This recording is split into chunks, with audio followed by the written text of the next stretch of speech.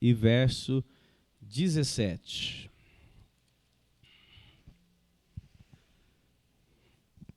Encontraram? Gênesis 2, verso 16 e 17. Vamos ler mais uma vez juntos, bem forte, vamos lá. Deixa eu colocar aqui, né? Isso. Vamos lá, juntos. E o Senhor ordenou ao homem: de toda a árvore do jardim você pode comer livremente, mas da árvore do conhecimento do bem e do mal você não deve comer, porque no dia em que dela comer, você certamente morrerá. Amém. Obrigado, Senhor, pela tua palavra, obrigado por esta noite. Obrigado por cada família aqui representada, o teu servo, a tua serva. Obrigado pelos jovens, casais, jovens solteiros. Que o Senhor os abençoe, que eles escolham cada dia viver guiados pela tua palavra, Pai. E que haja alegria no teu filho em depender do Senhor. Edifique as nossas vidas, ó Pai. Abençoe esta igreja. Abençoe aqueles que têm servido ao Senhor, adorado ao Senhor através da presença, através dos trabalhos, através dos dízimos e ofertas, porque o teu filho entende, a tua filha entende que eles fazem parte desse corpo, eles estão aqui participando da expansão do teu reino.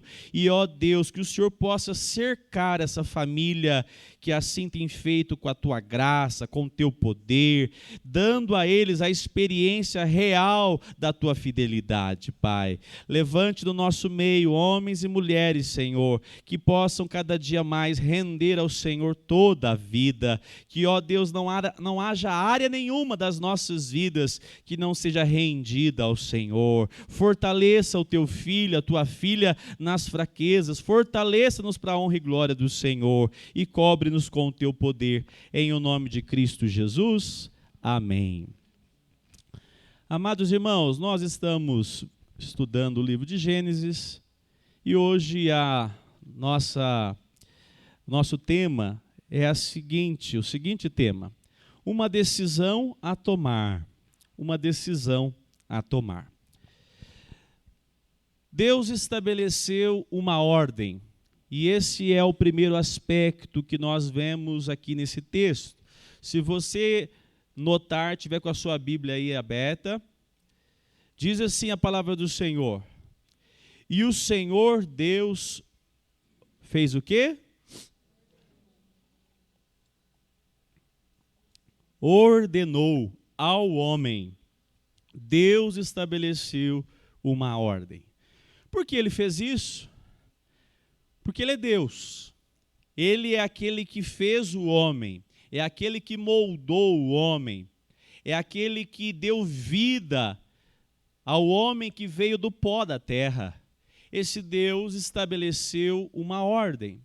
E essa palavra aqui, ela é para nós importantíssima. Hoje pela manhã, por sinal, que bênção, hein, Paulo? Aquela abordagem a respeito justamente do pacto, da desobediência de Adão e o que isso provocou a toda a natureza, a todos os seres humanos, não somente aos seres humanos, mas a toda a criação, a toda a natureza, a tudo que Deus criou. Porque Deus fez um pacto. A palavra pacto não aparece aqui no texto bíblico, mas trindade também não aparece na Bíblia. E nós podemos identificar que esse termo pacto é uma aliança, um compromisso. E esse compromisso que Deus estabelece com o homem, Deus, só fez porque ele é gracioso. Porque ele fez com pessoas que foram criadas à imagem e semelhança dele. Quem já viu um monumento, uma estátua de alguém famoso assim de frente? Nós no Brasil temos pouco, né?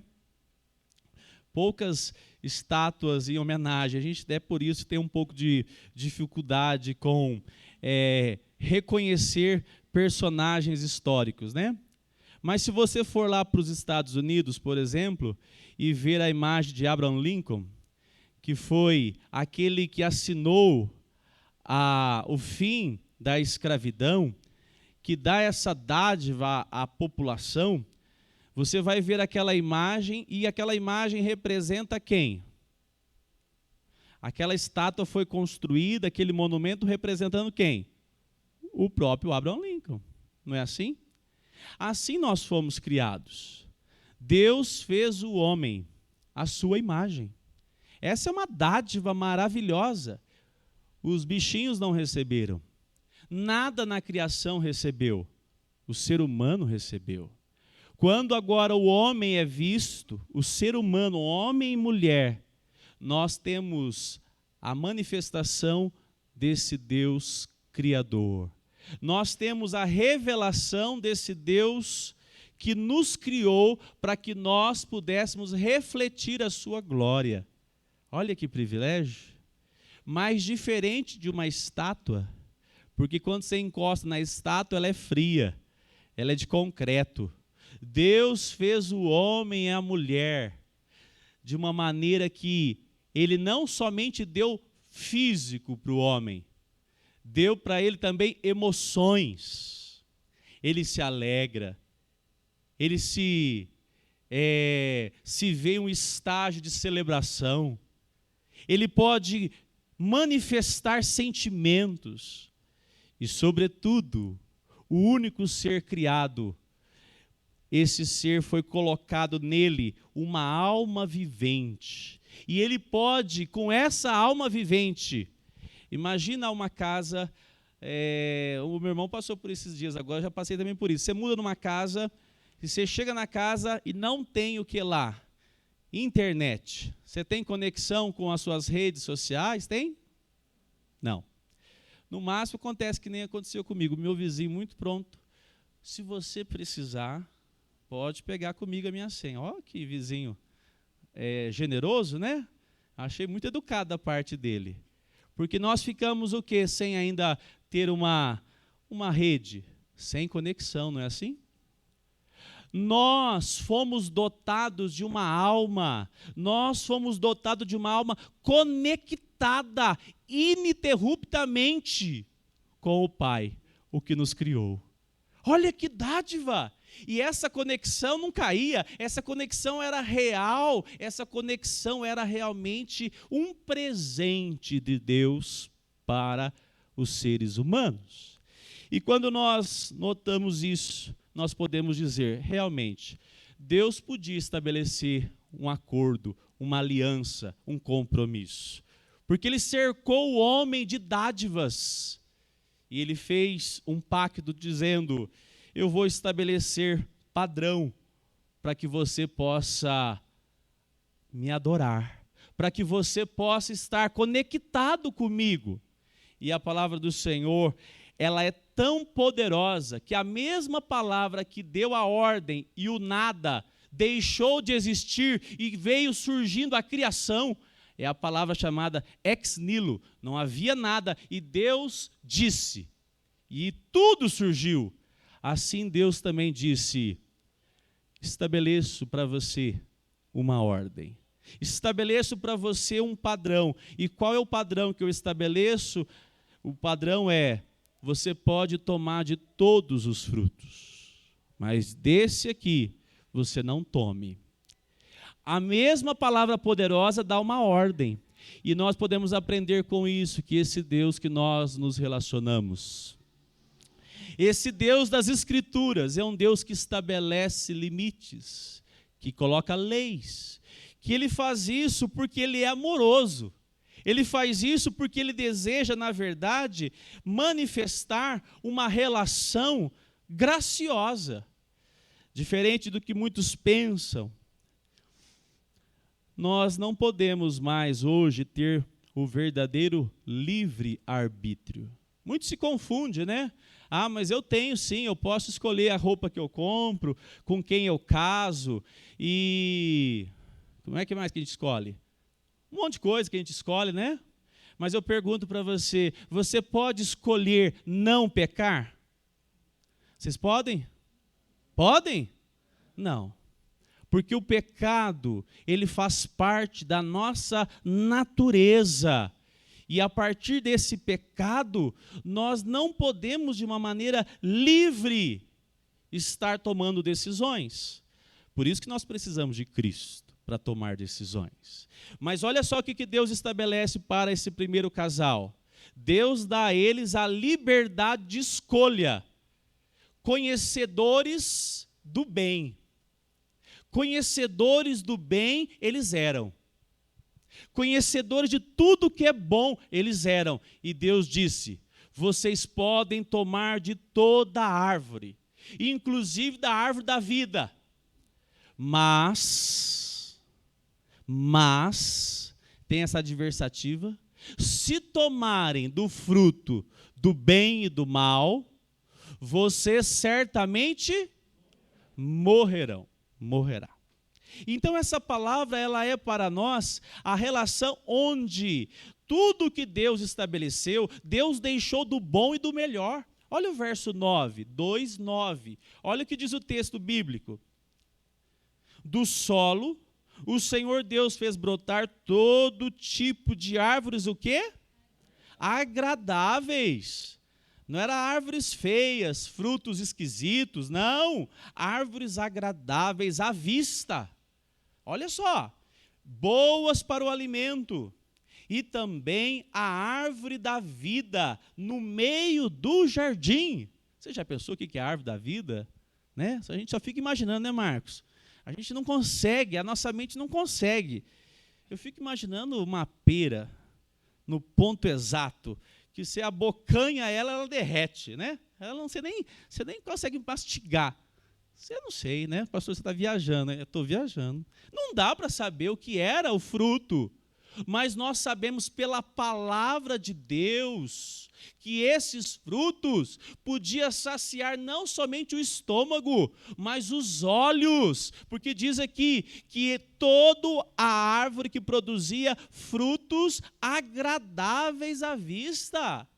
Então, Deus estabeleceu e colocou diante deles um acordo, um pacto. Agora, tudo estava acontecendo de uma maneira harmônica. Havia qualidade de todos os lados. O homem e a mulher podiam desfrutar de algo que nós, um dia, nós queremos em Cristo desfrutar. Mas essa dádiva foi dada e Deus não podia prometer mais nada, porque você percebeu? No capítulo 2, verso 16 e 17, diz assim: e da árvore do conhecimento do bem e do mal, você não deve comer, porque se dela comer, certamente morrerá. Ele só colocou o que vai acontecer. Ele não deu nenhuma dádiva a mais. Se você fizer isso, eu completo você com tantas bênçãos. Sabe por que ele não fez isso? Porque o homem e a mulher, esse primeiro casal, já tinha todas as bênçãos. Todas. Não faltava nada. Você já imaginou o que é isso? E eles estavam então desfrutando de algo perfeito, numa harmonia perfeita. A palavra de Deus, ela é mais do que perfeita.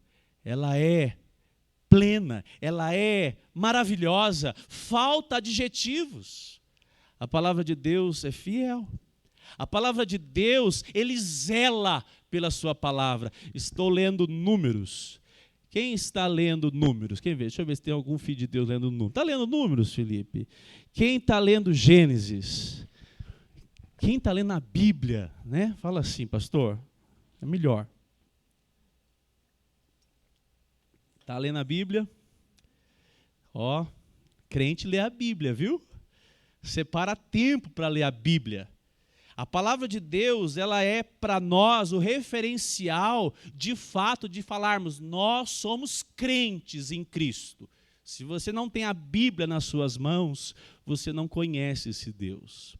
A palavra de Deus lá em 1 João capítulo 5, verso 3, diz assim: porque este é o amor de Deus, que guardemos os seus mandamentos.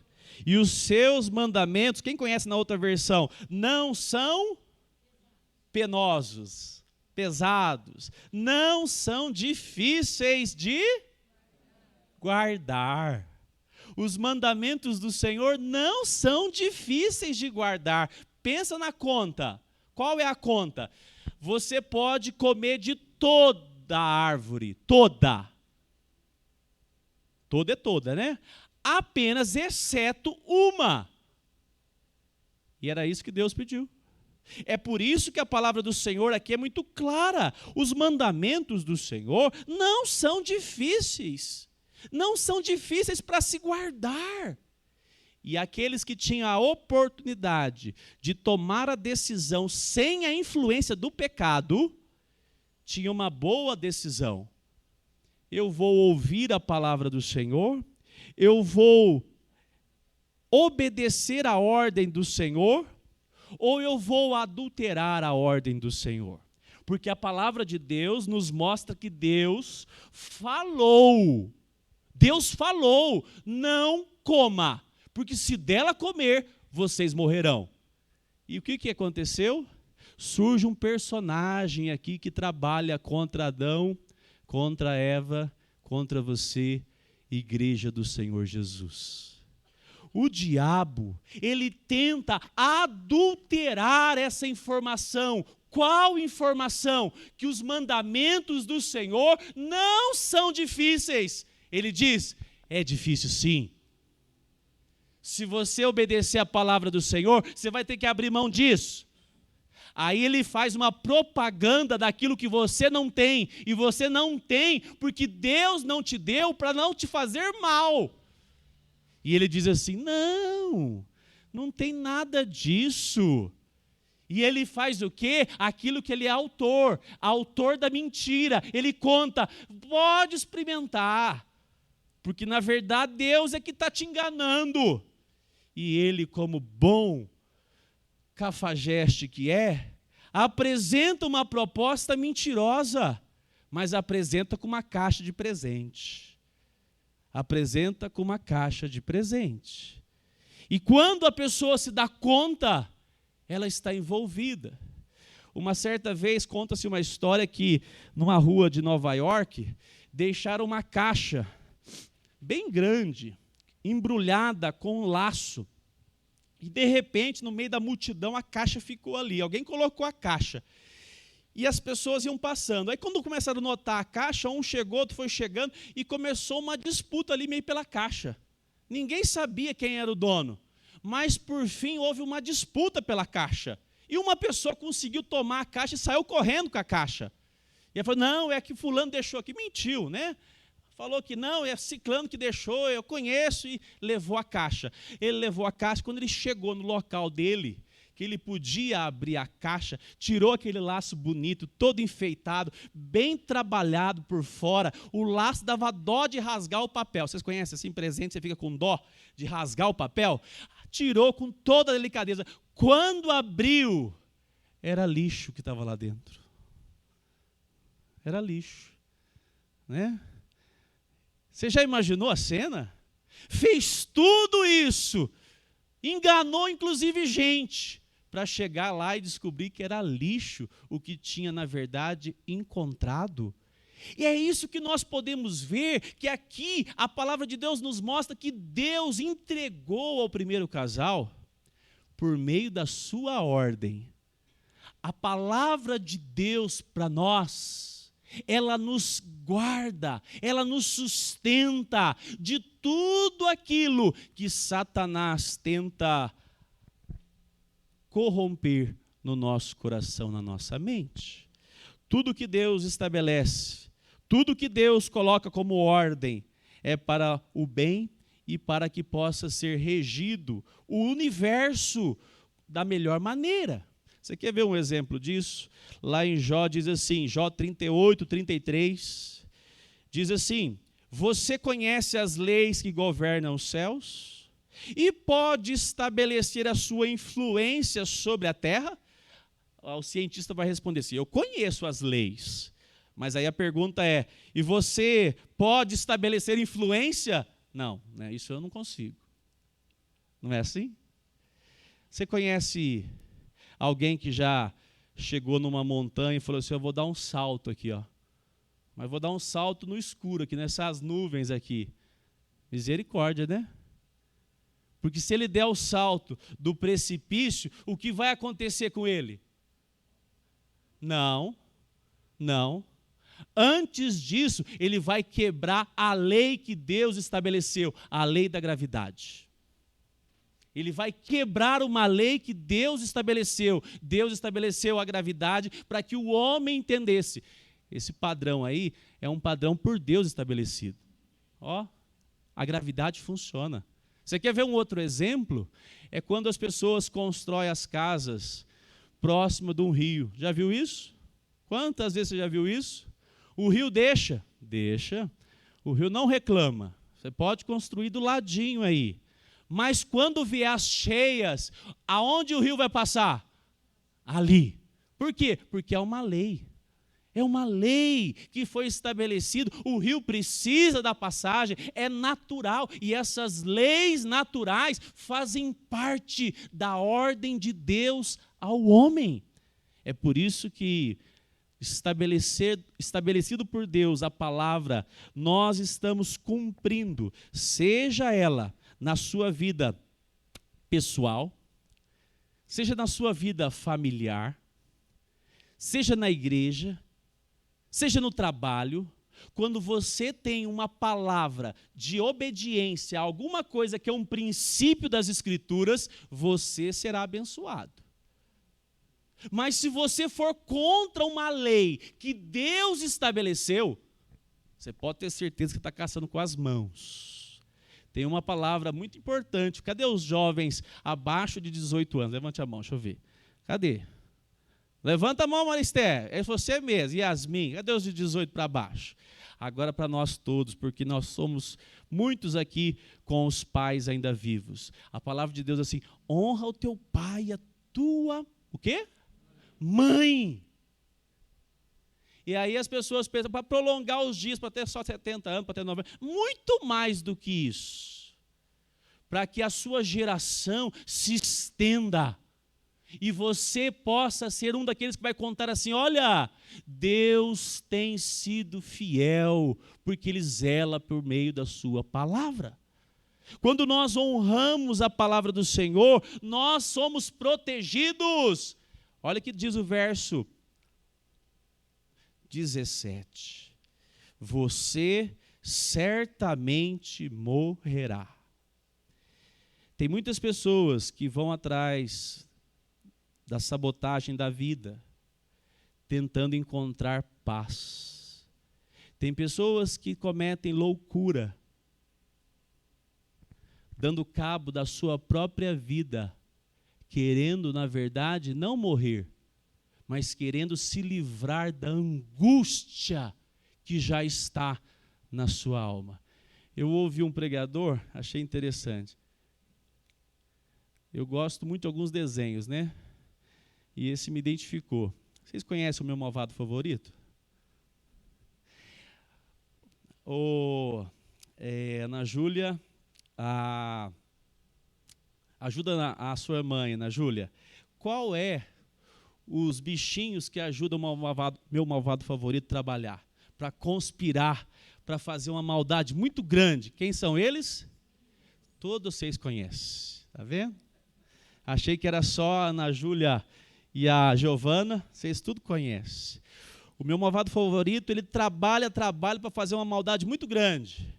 E conta com aqueles bichinhos amarelinhos, os Minions.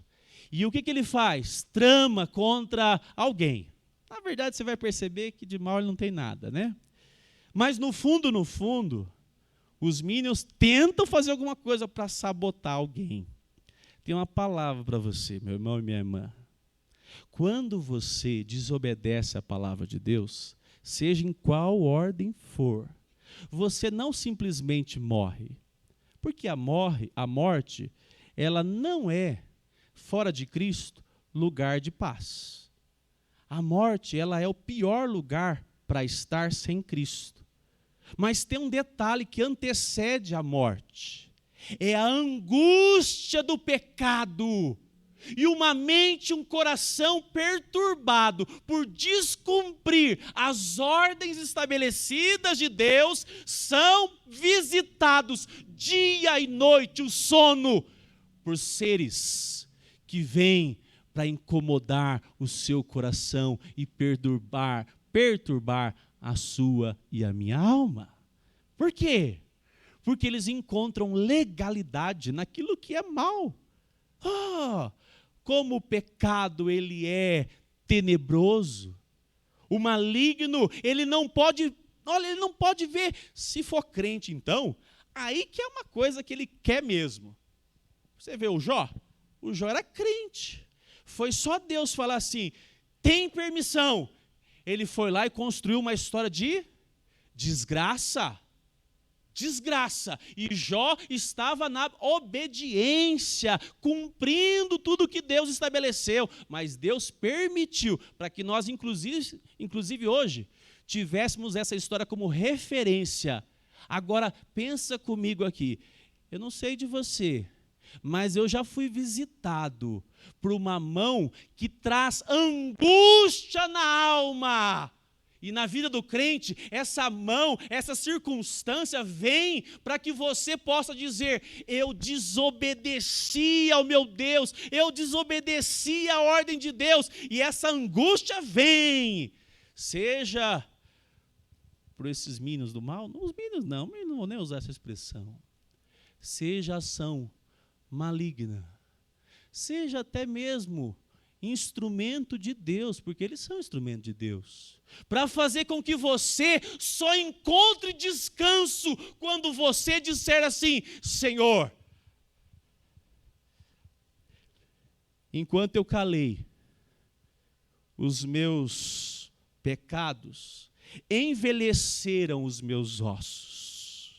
E enquanto eu não confessei o meu pecado, eu não conseguia dormir bem, eu tinha crise de pânico, eu tinha angústia, e eu não consegui, porque na verdade, Senhor, eu estava fugindo das ordens do Senhor. E sabe o que o salmista descobriu? Porque a tua mão pesava dia e noite sobre mim, e o meu vigor secou, como o calor de verão. E aí ele fala no verso 4, verso 5. Confessei-te o meu pecado. Confessei-te. O que é confessar o pecado? Confessar o pecado é, eu fui contrário à palavra do Senhor. O Senhor tem uma palavra reta. A palavra do Senhor, ela é sempre reta. E eu me desviei da tua palavra. E crente, presta bem atenção aqui, ouve bem aí, abre os ouvidos e o coração. Crente é visitado por angústia quando está em desordem, quando não está alinhado à palavra de Deus. Amém. Porque louvado seja Deus que as angústias da desordem fez com que, foi falado aqui hoje, né? Eu corresse e cansasse de ser humilhado pela minha própria natureza. Eu cansei de ser humilhado pelo pecado. Eu cansei de ser humilhado pelo mundo. E eu decidi, pela graça do Senhor, que antes me deu força, me humilhar aos pés de Cristo Jesus. Você quer tomar a decisão correta? Você quer ter paz? Confesse o seu coração diariamente na presença de Deus. Mas eu sou um homem assim, que não tenho deslizes, que não preciso disso. Possivelmente você não conhece os pés do Senhor Jesus. Porque aos pés do Senhor Jesus, quando nós nos humilhamos, Ele nos sustenta, nos levanta, nos limpa, nos cura e nos fortalece. Se você não conhecer esse local é indescritível. Não dá para contar. Você tem que experimentar. Quem já foi levantado lá nos pés do Senhor Jesus? Todo crente precisa dessa experiência. Senão ainda não conhece Jesus Cristo. É lá que nós somos humilhados, porque nós falamos: Senhor, sem ti eu estou perdido, mas a tua palavra, a tua palavra diz que se eu buscá-lo de todo o meu coração, eu o encontrarei. E é isso que a palavra do Senhor nos mostra, que aqueles que estão debaixo da ordem de Deus, oh meus irmãos, nós somos tão necessitados do socorro de Deus. Se nós estivermos preocupados com a palavra de Deus, com a ordem de Deus nas nossas vidas, nós encontraremos graça. Lá em 1 Coríntios diz assim: por isso, aquele que comer o pão ou beber o cálice do Senhor, indignamente será réu do corpo e do sangue de quem? Do Senhor. Olha, que cada um examine a si mesmo, e assim coma do pão e beba do cálice. Pois quem come e bebe sem discernir o corpo. O que é discernir o corpo? Sem discernir o corpo é vir à igreja e ficar pensando na hora que vai terminar o culto. E ficar pensando assim: a segunda-feira já está começando. E vem aqui, toma o cálice ainda. Toma o cálice e come do pão. E fala assim: deixa eu ir embora. E não tem discernimento nenhum na alma em dizer: Senhor, santifica a minha vida conforme a tua palavra. Eu preciso como é que é? É o nível? É a trena que faz a medição para guiar? Para fazer a parede lá? Prumo. Eu preciso do prumo da tua palavra, do nível da tua palavra, fora do teu prumo, Senhor, da tua palavra, eu vou ser amaldiçoado. É isso que a palavra está dizendo aqui. Quantos meses faz que eu não leio essa palavra aqui na hora da ceia? Não é época da ceia, não. Porque para mim, crente tem que saber disso. O que eu tenho que fazer? Examinar. Eu examino o meu coração e eu digo assim: Senhor, eu estou avacalhando. Tem misericórdia da minha vida, Senhor. Ajude-me, Senhor, a andar nos teus caminhos, que eu não seja ludibriada, porque o diabo está sussurrando que eu estou perdendo as coisas que eu não estou escolhendo, mas o Senhor sempre promete aquilo que é bom, aquilo que o Senhor proíbe é proteção. Senhor, me dá essa força para caminhar no prumo que o Senhor tem para mim. Segundo aspecto, esse Deus criou todas as coisas, deu ao homem intelecto, emoção e espírito. A obediência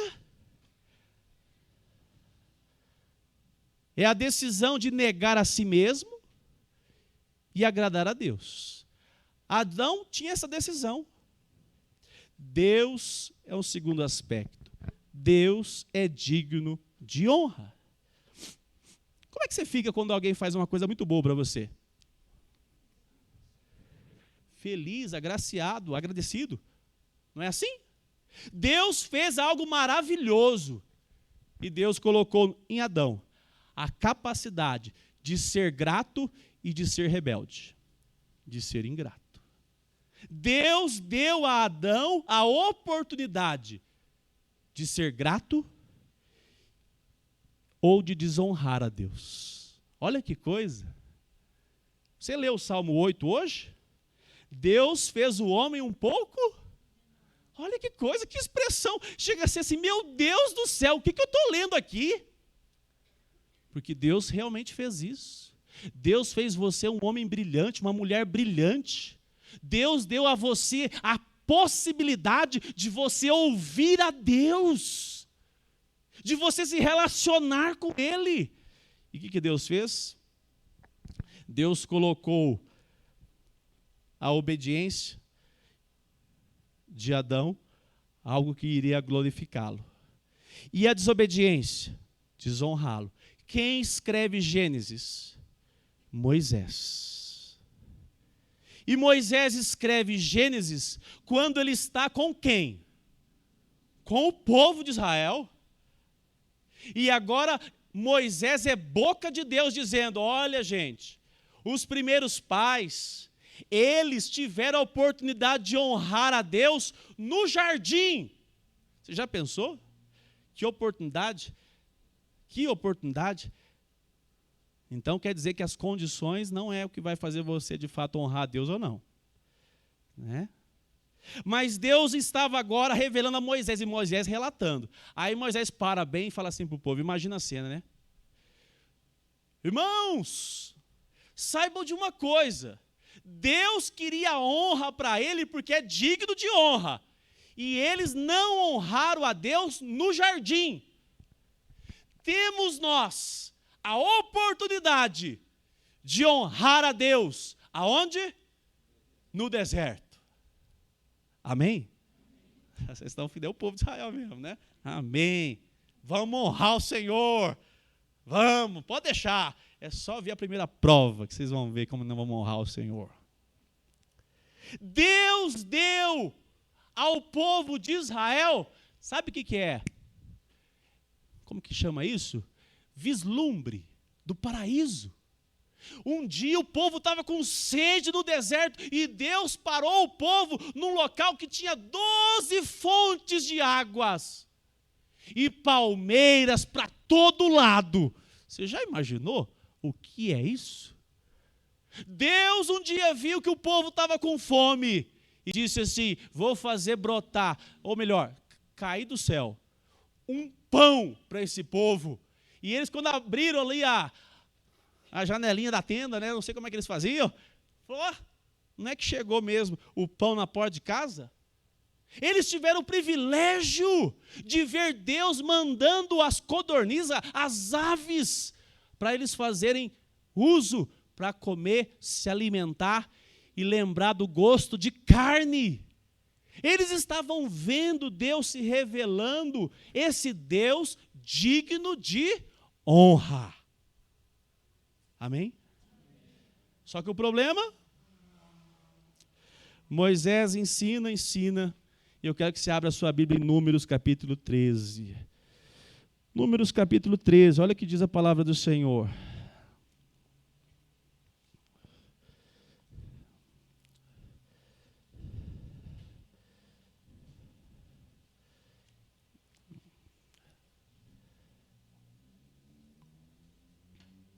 Lá no finalzinho do capítulo, diz assim, ó.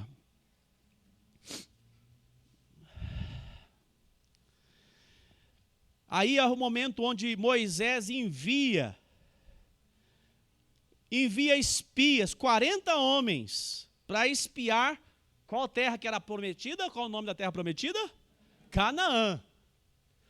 Eis que vocês estão diante de Canaã.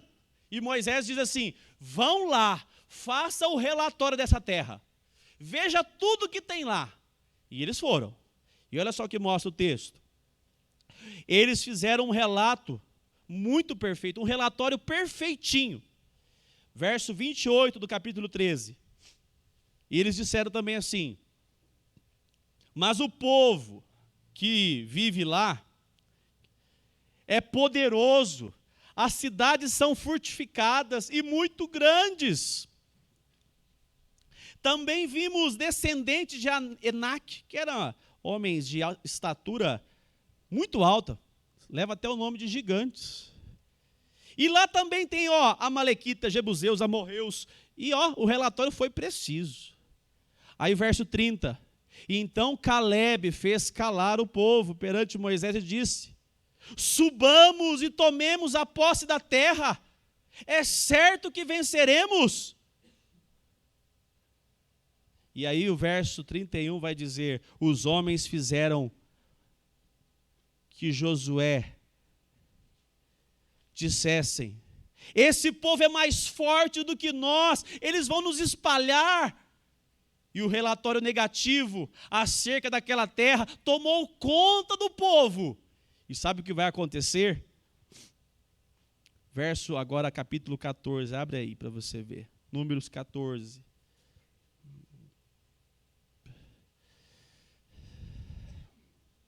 Toda a congregação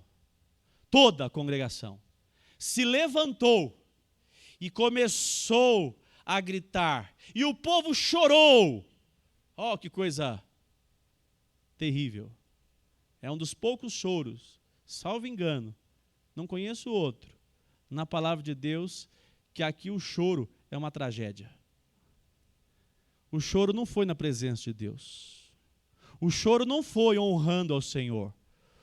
O choro foi diante das próprias dificuldades, das próprias limitações, diante do grande inimigo.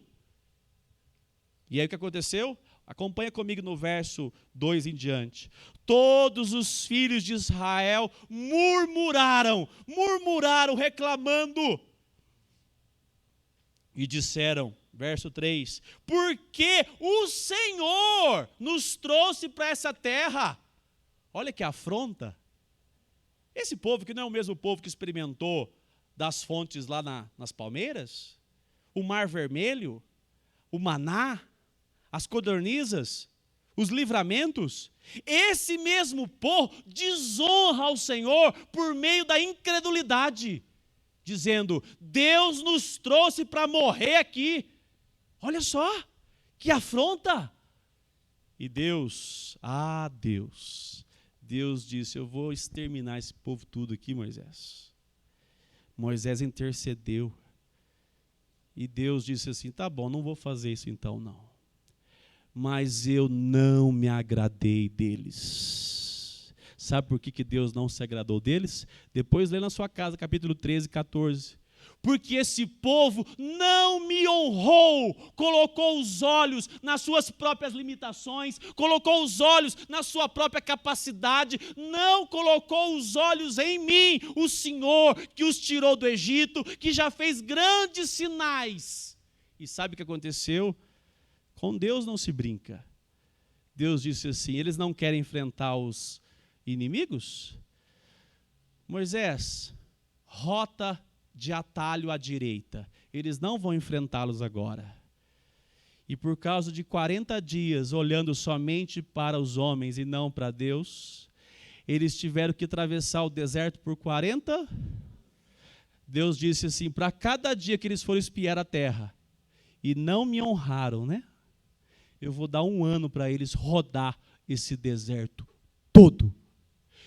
De 20 anos para cima, ninguém entrou na Canaã, a não ser Josué e Calebe.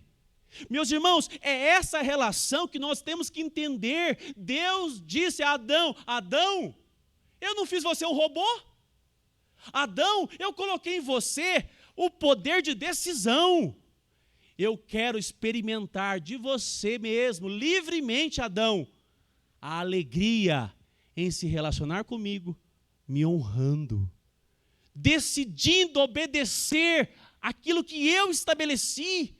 E, meus irmãos, a palavra do Senhor para nós é importantíssima, porque isso aqui vai ser a balança para a sua vida e para a minha. Você quer saber um detalhe? Se você honra a Deus ou não, qual é o detalhe? É se você guarda os mandamentos do Senhor ou não. Se você vem à igreja, diz que é evangélico, presbiteriano, ó, maravilha, é uma benção mesmo. Mas se você é só isso, você não honra ao Senhor. E você não honrando ao Senhor, você corre o risco de experimentar todo aquele tormento. E além disso, Deus não se agradar de mim e de você. É muito sério isso. E olha só que a palavra do Senhor mostra, lá em João 14, 21. Quem tem os meus mandamentos, e aí eu peguei a NVI, para deixar bem explicado. Quem tem os meus mandamentos e lhes, essa versão diz obedece, a outra diz guarda. É a mesma coisa. Quem tem os meus mandamentos e lhes obedece, esse é o que me ama. Irmão e irmã, você pode frequentar a igreja, pode fazer 20, 10, 30 anos, não importa nada disso. Se você não guardar a palavra do Senhor, você não vai honrar aquilo que Deus estabeleceu lá em Adão. Honre a minha palavra, Adão. Honre o Deus que criou você, Adão. Honre Débora, Michele, Oscar, honre a minha pessoa, porque eu dei vida a vocês, porque eu preparei um plano de salvação para vocês, mediante o meu Filho, Cristo Jesus. Honre a minha palavra, obedeçam a minha palavra, e eu de fato verei que vocês me amam, que vocês me levam a sério. Qualquer coisa menos disso, abaixo disso, não é honrar o Senhor. É qualquer coisa. É religião, é costume, é prática cultural, menos amar e conhecer o Senhor. Honrá-lo. E a palavra do Senhor diz assim: aquele que me ama será amado por meu Pai, e eu também o amarei e me revelarei a ele. Amado irmão, amada irmã, hoje você e eu, nós pecadores, mas iluminados pelo Espírito Santo, por meio da obra de Cristo Jesus no Calvário, nós podemos honrar o Senhor. Ah, que privilégio! Porque o plano nunca foi outro, se não foi o quê? Nós estarmos em comunhão com Deus. E é o terceiro aspecto para nós irmos para o final. Fomos chamados por Deus para experimentarmos um relacionamento constante com Ele. Deus estabeleceu um relacionamento de vida. Deus deu a oportunidade a Adão, a Eva, o primeiro casal, a fazerem parte da família real. É bem essa expressão. Não faltava nada para eles. Eles podiam perguntar: eu queria saber sobre o Miguel, está meio desaparecido, onde que ele está? Deus respondia.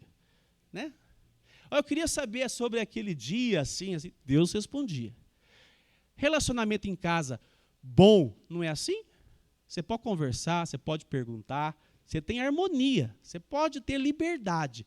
Deus estabeleceu um relacionamento com os primeiros pais, o primeiro casal, perfeito. E essa relação era a capacidade que Deus deu ao homem de poder amá-lo.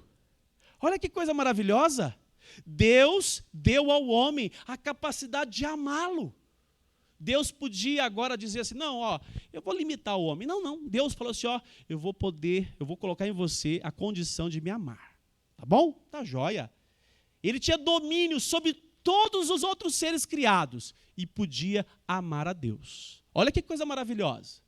Ele também veio de fábrica, né? Na companhia desse Deus. Tinha dinâmica. O relacionamento com Adão e Eva lá no jardim não era estático. Cada dia devia ser uma descoberta. Cada dia, a palavra de Deus diz que Deus visitava os primeiros pais, porque naquele momento da viração do dia ali, dá a entender que Deus visitava. Era um relacionamento dinâmico. Deus deu ao homem e à mulher a oportunidade de exercer fidelidade. Eles podiam tomar decisão: serei fiel a Deus. Tudo isso aqui para nós foi manchado pelo pecado. Hoje nós não amamos, não vivemos na companhia de Deus, não temos conhecimento dinâmico de Deus e muito menos exercemos fidelidade a Deus, se não for por meio de Cristo da cruz do Calvário. Mas Deus nos chamou, Deus criou o homem para viver nessa dependência dele. É impressionante, tem uma definição do autor Anthony Rock, ele diz assim: o Criador sempre buscou comunhão com a sua criatura. Toda a vida do homem deve ser vivida diante da face desse Deus. O homem está preso a Deus como o peixe está preso à água. E acrescenta: quando um peixe procura se libertar da água, ele perde ao mesmo tempo a sua liberdade e a sua vida. Assim o homem, quando busca distanciamento de Deus, torna-se escravo do mundo, da carne e de Satanás. Agostinho disse: porque nos fizeste para ti, e o nosso coração está inquieto, enquanto não encontrar em ti descanso. Deus chamou você para uma vida corandel. Pastor, o que é isso? é você viver a segunda-feira que vai começar amanhã, diante de Deus. Uma vida corandel é uma vida que é vivida na presença de Deus. Não há dualismo. Você vem à igreja e segunda a sexta-feira você que dirige a sua vida. Não! Você vive a sua vida diante de Deus. Por quê? Porque você, por meio de Cristo, está em relacionamento com esse Deus que se revela. Quero convidá-los a nós pensarmos a respeito do texto da palavra de Deus em 1 Coríntios 1:9. Fiel é Deus. Fiel é Deus. Nós somos fiéis? Eu sempre digo, miseráveis pecadores alcançados pela graça, feitos herança de Deus mediante o amor dele, sua graça, por meio do seu Filho Jesus Cristo. Amém? Mas nós não somos fiéis. Mas ele é fiel. E agora, ainda que o pecado esteja em nós, nós vivemos não para nós mesmos, nós vivemos dizendo não a nós mesmos. Para quê? Porque a palavra de Deus diz assim: pelo qual vocês foram chamados. Nós fomos chamados por esse Deus fiel a viver em comunhão de seu Filho Jesus Cristo, nosso Senhor. Aleluia! Nós somos pecadores, mas nós temos dono. Nós fomos lavados e remidos pela cruz do Calvário, pelo sangue do Senhor. E hoje você, meu irmão, pode reclinar sua cabeça no colchão, lá no travesseiro, e dormir e dizer: Senhor, perdoe os meus pecados, traga a tua paz sobre a minha alma, eu preciso da tua graça para caminhar. E você ser visitado por Ele. Que dádiva maravilhosa! E eu termino para nós orarmos, que você hoje diga: Senhor, eu quero estar obedecendo a tua palavra. Tira de mim, Senhor, toda a rebelião, toda a rebeldia, toda a distância das Escrituras, Senhor. Livra-me, Senhor, de ficar ausente da tua palavra, Senhor. A tua palavra tem vida eterna para a minha alma. Eu convido você a você experimentar uma vida que honre ao Senhor. Honre ao Senhor com o que você é hoje. Quem você é hoje? Uma pessoa que está conhecendo o Evangelho? Uma pessoa que já conheceu o Evangelho, mas está meio distante, capengando? Diga: Senhor, eu quero um fortalecimento na minha alma, eu quero honrar o Senhor, eu quero a cada dia mais glorificar o teu nome com a minha vida. Nada que você ofereça ao Senhor que não seja totalmente a sua vida toda, o seu coração todo vai satisfazê-lo. Deus não quer uma parte sua não, viu? Deus quer você, Deus nos quer plenamente para Ele. É o mínimo que nós podemos fazer. E nós fazemos isso como? Pedindo ao Senhor sintonia. Oh Deus, eu quero ouvir tua voz. O Senhor fala comigo, visita meu coração, para que eu possa caminhar intimamente na presença do Senhor, para que eu possa aprender a ser guiado pelo Senhor em tudo. Amém?